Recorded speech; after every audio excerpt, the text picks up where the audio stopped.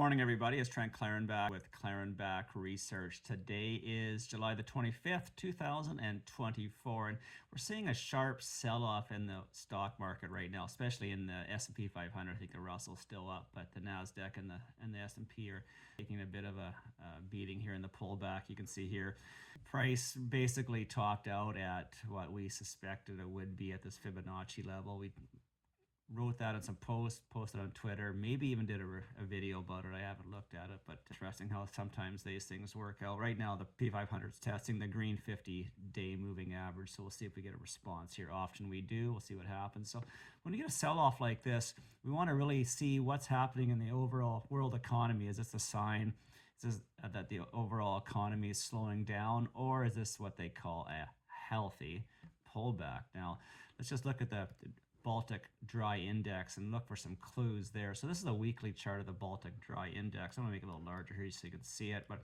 I drew this trend line connecting these bottoms of the candle bodies, and I prefer to draw my trend lines that way, but as we've discussed in the past, some people draw from the wicks, and both are probably okay to use, and there is no right or wrong way to draw trend lines. However, take a look at this.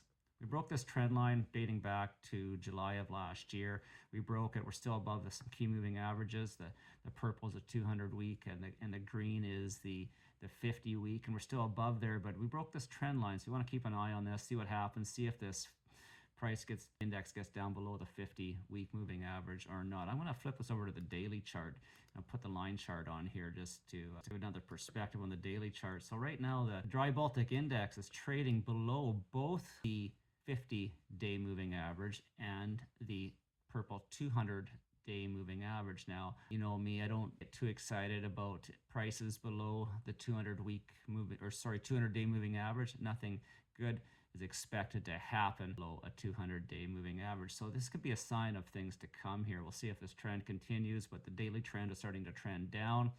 I guess it starts in the lower time frames first before it extends to the weekly, and obviously the monthly also. So I want to keep an eye on this and see if we get some indications whether the world economy is slowing down, or is this a healthy pullback in the stock market. My name is Trent Klarenbach. It's sunny in Saskatoon. Life's good.